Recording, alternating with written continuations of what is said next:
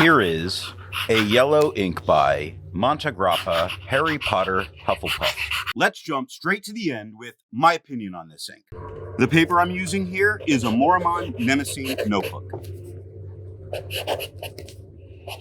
This is an absolutely worthless ink for anybody except the collector of Harry Potter memorabilia. It really shows why people don't like yellow inks, because some of these companies just don't put in the effort in a yellow ink that they do in some of the others, and it's almost completely unreadable in person, but it does come through on the camera much better. Not that it helps you in person. It feels like they made an ink, never looked at it, and just put it out there, kind of as a money grab on the Harry Potter train. Or it's as if they, in fact, hate Harry Potter, the series. I've never read them, we've seen the movies, and they used this to crap all over the character. Let's say something nice about this ink, okay? Nope, it's shit, and I hate it.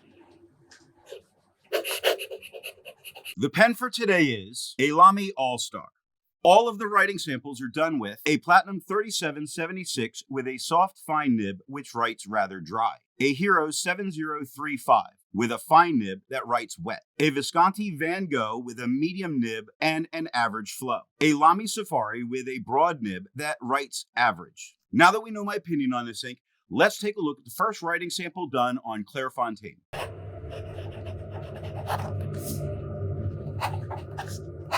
Looking at the soft fine nib, it is unreadable in person. I'm looking at the camera. I think it's unreadable on camera. It's gross in every possible way and really does highlight for this yellow, why people don't trust in yellow inks, because a company puts an ink out like this with no consideration of the end user.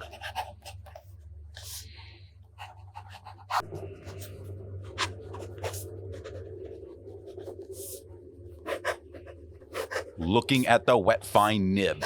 Now this is much more readable, and that's because there was the tiniest drop of Sailor Studio 741 in the pen, and it altered the color strangely towards a kind of beautiful orange that I kept this here, and I was going to go clean the pen out and do it over, but look at it. It's beautiful for what's there. It's the only usable version that we're really going to get of this ink, and it's just worth looking at so that there's something nice in this video.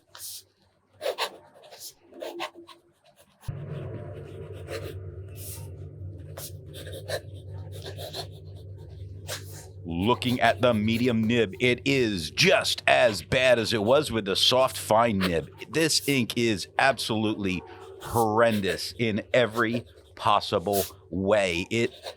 It's one of these things where sometimes you need to do an ink review because you need to show how horrible a company did at it and how much they really didn't care.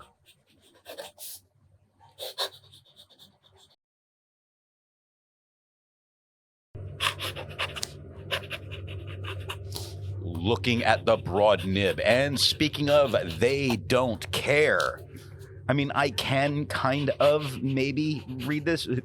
It's bad. It's really bad. It's really, really bad. It's just so bad.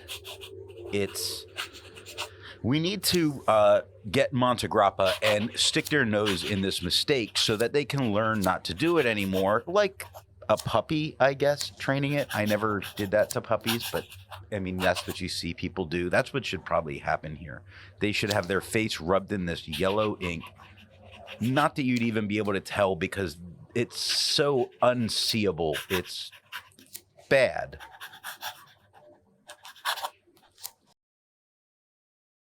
Looking at the back of the page, to a huge surprise, there's no bleeding or ghosting, and that's because if I didn't say this was the back of the page, you wouldn't know it's the back of the page because the front of the page has it's hard to read, and it practically looks the same on the back.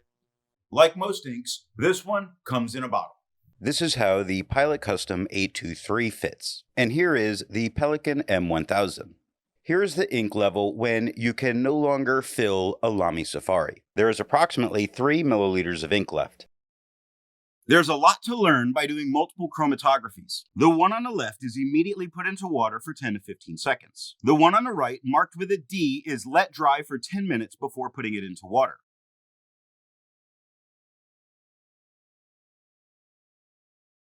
Resistance tests are done to see how this ink can be expected to perform on the page, and more importantly, how hard it may be to clean from your pen. The smear is allowed to dry for 3 days before testing it. The highlighter is on the top left. Pen flush is on the top right. 1/3 bleach solution is on the bottom left. And water is on the bottom right. With over 1,000 inks reviewed, let's take a look at some color comparables. Here is Califolio Bouton d'Or.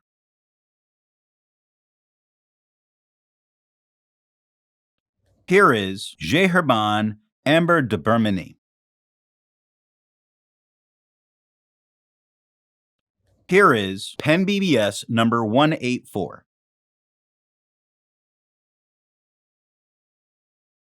Here is Sailor Soleil.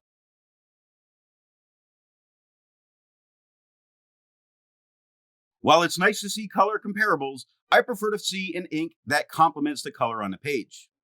Here is a blue ink by Colorverse Saturn V.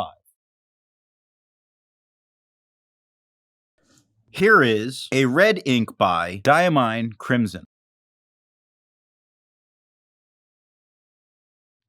Here is a blue-black ink by Lamy Benetite.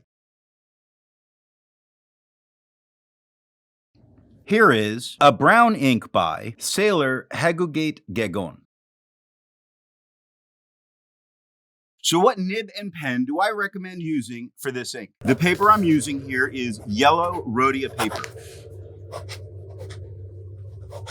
The only time this looked nice was in the wet fine, where I accidentally mixed in a spot of the Sailor 741 that was left behind, and I really did think that pen was fully cleaned out, a mistake that at least led to a readable ink. Otherwise, don't even put this in an enemy's pen, or they might use it to write you, causing greater issues between the two of you. Montegrappa, you should be ashamed of yourself. I hope you got something out of this video, and thanks for watching.